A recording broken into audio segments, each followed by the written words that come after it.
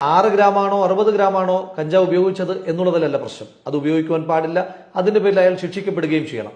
മാത്രമല്ല, ഇന്ത്യയിൽ നിരോധിക്കപ്പെട്ട ഒരു ലഹരി പദാർത്ഥം അയാളെ പോലെ ധാരാളം ചെറുപ്പക്കാർ ആദരിക്കുകയും ആരാധിക്കുകയും ഇഷ്ടപ്പെടുകയും ചെയ്യുന്ന ഒരാൾ ഉപയോഗിക്കുന്നത് അംഗീകരിക്കുവാൻ കഴിയുകയുമില്ല.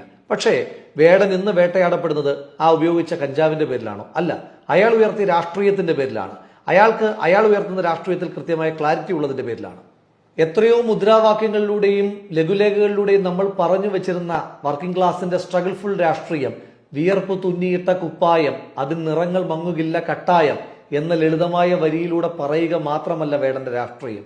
കഴിഞ്ഞ എത്രയോ പതിറ്റാണ്ട് കാലമായി അയ്യങ്കാളിയിലൂടെ, അംബേദ്കറിലൂടെ, ഇന്ത്യൻ ഭരണഘടനയിലൂടെ നമ്മൾ മുന്നോട്ട് വയ്ക്കുന്ന ജാതീയതയ്ക്കെതിരായിട്ടുള്ള ജാതിരാഹിത്യത്തിന്റെ, സമത്വത്തിന്റെ രാഷ്ട്രീയം, ഞാൻ പാണനല്ല, പറയനല്ല, പുലയനല്ല, നീ തമ്പുരാനുമല്ലെന്ന വരികളിലൂടെ, ഇനി കാലമില്ല, കാത്തിരിക്കാനാകുമില്ല, പുറത്തു പോകുവാൻ ക്ഷമയുമില്ല എന്ന വരികളിലൂടെ ആ ചെറുപ്പക്കാരൻ ഭംഗിയായി വരച്ചു കാട്ടുന്നത് ഈ സമൂഹത്തെ വല്ലാതെ സ്വാധീനിക്കുന്നുണ്ട്.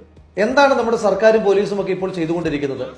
ചുണ്ടിലെരിയേണ്ടിയിരുന്ന ആ 6 ഗ്രാം കഞ്ചാവിന്റെ സോഴ്സ് അന്വേഷിക്കുന്നതിന് പകരം വേടന്റെ ഉശിരുള്ള ചങ്കിലെ പുലിപ്പല്ലിന്റെ സോഴ്സ് തേടി പോകുന്ന സർക്കാരിന്റെ ഉദ്ദേശം എന്താണെന്നൊക്കെ കൃത്യമായി ജനങ്ങൾക്ക് ബോധ്യമാകുന്നുണ്ട്.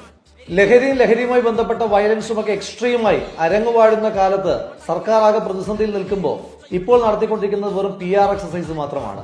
ഏതാനും ചില സെലിബ്രിറ്റീസിന്റെ വീടുകളിൽ മാത്രം പോയി 6-8 ഗ്രാമിന്റെ ലഹരി പിടിച്ചെടുത്ത് ഞങ്ങൾ എന്തൊക്കെയോ ചെയ്തു മറിക്കുന്നേ എന്ന് സർക്കാർ കാണിക്കുന്ന യഥാർത്ഥ സോഴ്സുകളിൽ നിന്ന് ചർച്ചകളെയും ചിന്തകളെയും മാറ്റിക്കുവാൻ വേണ്ടിയിട്ടാണ്. 6 ഗ്രാമിന്റെ സോഴ്സ് അത് സിനിമാ താരങ്ങളുടെ ഫ്ളാറ്റിൽ നിന്ന് പിടിച്ചാലും പാലത്തിനടിയിലിരിക്കുന്ന ചെറുപ്പക്കാരിൽ നിന്ന് പിടിച്ചാലും അതല്ല നേട്ടം.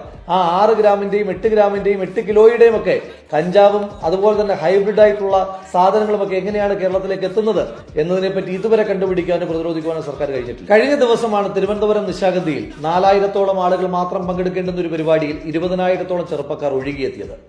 വേടന്റെ ഒരു ബോർഡ് കണ്ടാൽ ആളുകൾ കൂടുന്ന, പ്രത്യേകിച്ച് ചെറുപ്പക്കാർ കൂടുന്ന ഒരു അഭൂതപൂർവമായ കാഴ്ചയ്ക്ക് കേരളം സാക്ഷ്യം വഹിച്ചു. പോലീസുകാർ ആ പരിപാടി തന്നെ ഒഴിവാക്കി. ഒന്ന് ആലോചിക്കണം, രാഷ്ട്രീയ സംഘടനകൾ, സാംസ്കാരിക സംഘടനകളൊക്കെ ഒരു പരിപാടി നടത്തിയാൽ പുതിയ തലമുറയിലെ ചെറുപ്പക്കാർ ഒത്തുകൂടാത്തിടത്താണ് പ്രതീക്ഷിച്ചതിൽ 4 ഇരട്ടി ആളുകൾ ആ ചെറുപ്പക്കാരന്റെ പരിപാടിക്ക് എത്തുന്നത് എന്നുണ്ടെങ്കിൽ പുതിയ തലമുറയെ അയാളിലേക്ക് ആകർഷിക്കുന്ന എന്തോ ഒന്നുണ്ട്. അതിനെ ഈ സർക്കാർ ഭയപ്പെടുന്നു. വേടൻ വെറുതെ പാടിപ്പോവുകയല്ല, അയാൾ അരാഷ്ട്രീയവാദം പ്രസംഗിക്കുകയല്ല. അയാൾ പറയുന്ന ഓരോ പോയിന്റിലും അയാൾക്ക് കൃത്യമായ രാഷ്ട്രീയ കാഴ്ചപ്പാടുണ്ട്. അത് മ്യാൻമാറിനെ പറ്റി പറയുമ്പോഴും, അത് ഇസ്രയേലിനെ പറ്റി പറയുമ്പോഴും, അത് ഫലസ്തീനെ പറ്റി പറയുമ്പോഴും, ശ്രീലങ്കയെ പറ്റി പറയുമ്പോഴും, അയാൾക്ക് ആമസോണിലും അതുപോലെ തന്നെ മഞ്ഞുമലയിലും കൃത്യമായ രാഷ്ട്രീയം അയാളുടേതായിട്ടുണ്ട്.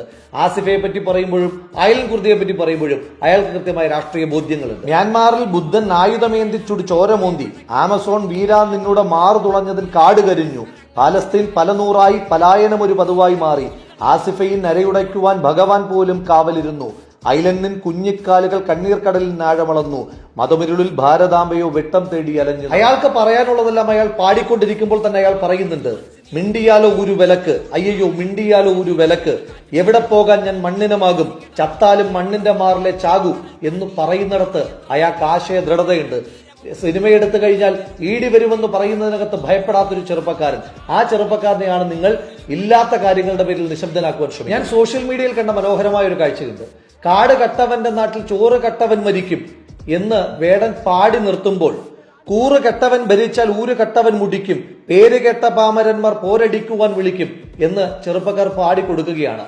അതായത് വേടൻ പറയുന്ന, പാടുന്ന രാഷ്ട്രീയം ബാക്കി പൂരിപ്പിച്ചു കൊടുക്കുകയാണ് പുതുതലമുറ. ഏത് പുതുതലമുറ? നാം ഒരു മുദ്രാവാക്യം വിളിച്ചാൽ അത് ഏറ്റുവിളിക്കുവാൻ പോലും അറിയില്ല എന്ന് നമ്മൾ പറയുന്ന രാഷ്ട്രീയവാദികൾ എന്ന് നമ്മൾ മുദ്ര കുത്തുന്ന അതേ പുതുതലമുറ അയാളുടെ രാഷ്ട്രീയത്തെ പൂരിപ്പിക്കുന്നുണ്ട് എങ്കിൽ അത് തന്നെയാണ് ഈ സർക്കാരിനെ ഭയപ്പെടുത്തുന്നത്. നവീന അടിമകൾ വാഴും നരകം പോലൊരിടത്തിൽ എന്നെ പെറ്റല്ലോ കല്ലുപോലൊരുത്തി, അവളെ ജാഫ്നയിൽ നിന്നാരോ തുരത്തി. അയാളുടെ കൈപ്പേറിയ ബാല്യത്തെപ്പറ്റി അയാൾ കൃത്യമായി പറഞ്ഞു വെക്കുന്നുണ്ട്. വിരൽ പിടിച്ചൊന്നും നടത്തിയില്ലല്ലോ, തെരുവിൽ തനിയെ നിർത്തി, തെരുവിൻ പശിയിൽ മരിച്ച ഇളം മനസ്സുകൾ വിളനിലങ്ങളായി മാറുമല്ലോ. ഉത്തമന്മാരെല്ലാവരും കല്ലെറിഞ്ഞ്, ആ കല്ലുകൊണ്ടെന്റെ മുഖം മുറിഞ്ഞ്, ആ കല്ലുപെറുക്കി ഞാൻ പാത വിരിച്ചതിൽ വില്ലുവണ്ടിയേറി പായുമ്പോൾ എന്നുടെ തലപ്പാവിനെന്ത് തിളക്കം എന്ന് പറഞ്ഞ വെക്കുന്നിടത്ത് അയ്യങ്കാളിയുടെ രാഷ്ട്രീയമുണ്ട്. കഴിഞ്ഞ എത്രയോ കാലങ്ങളായി നമ്മൾ പറഞ്ഞുകൊണ്ടിരിക്കുന്ന, പഠിച്ചുകൊണ്ടിരിക്കുന്ന, പൊതുയോഗങ്ങളിൽ പ്രസംഗിച്ചുകൊണ്ടിരിക്കുന്ന അയ്യങ്കാളിയുടെ അതേ രാഷ്ട്രീയം പുതുതലമുറയിലേക്ക് അവരെ ത്രസിപ്പിക്കുന്ന ചിന്തയായി ഈ പടർത്തുവാൻ വേടന് കഴിയുന്നുണ്ട്. ഒരിക്കൽ കൂടി പറയുന്നു, കഞ്ചാവ് ഉപയോഗിച്ചതിന്റെ പേരിലാണ് എങ്കിൽ വേടൻ ശിക്ഷിക്കപ്പെടണം, മറ്റാരെ പോലെ തന്നെയും ശിക്ഷിക്കപ്പെടണം. പക്ഷേ അതിനപ്പുറം വേടൻ പറഞ്ഞ രാഷ്ട്രീയത്തിന്റെ പേരിലാണ് എങ്കിൽ കഴിഞ്ഞ കുറെ പതിറ്റാണ്ടുകളായി നിങ്ങൾ പറഞ്ഞുകൊണ്ടിരിക്കുകയാണ് എന്ന് പൊതുസമൂഹത്തെ തെറ്റിദ്ധരിപ്പിച്ച രാഷ്ട്രീയം വളരെ കൃത്യമായി ആ ചെറുപ്പക്കാരൻ പറയുമ്പോൾ ആ ചെറുപ്പക്കാരന്റെ പിന്നാലെ ഒരു യുവസമൂഹം ഒത്തുകൂടുന്നതിന്റെ അസ്വസ്ഥതയിലാണ് നിങ്ങൾ ആ ചെറുപ്പക്കാരനോട് പ്രതികാരം വീട്ടുന്നത് എങ്കിൽ ഒന്ന് മാത്രമാണ് സർക്കാർ നിങ്ങളോട് പറയുവാനായിട്ടുള്ളത്: വീണാൽ നക്ഷത്രമായി വീണിടാം, അടങ്ങിയാൽ കാട്ടുതീയായി അടങ്ങിടാം എന്നു പാടിയ ചെറുപ്പക്കാരനെ അടക്കുവാനോ വീഴ്ത്തുവാനോ നിങ്ങൾക്കാകില്ല. ഒരു വേടൻ പോരിൽ ചത്താൽ 1000 ആളായി വീണ്ടും പിറക്കും. വേടനെ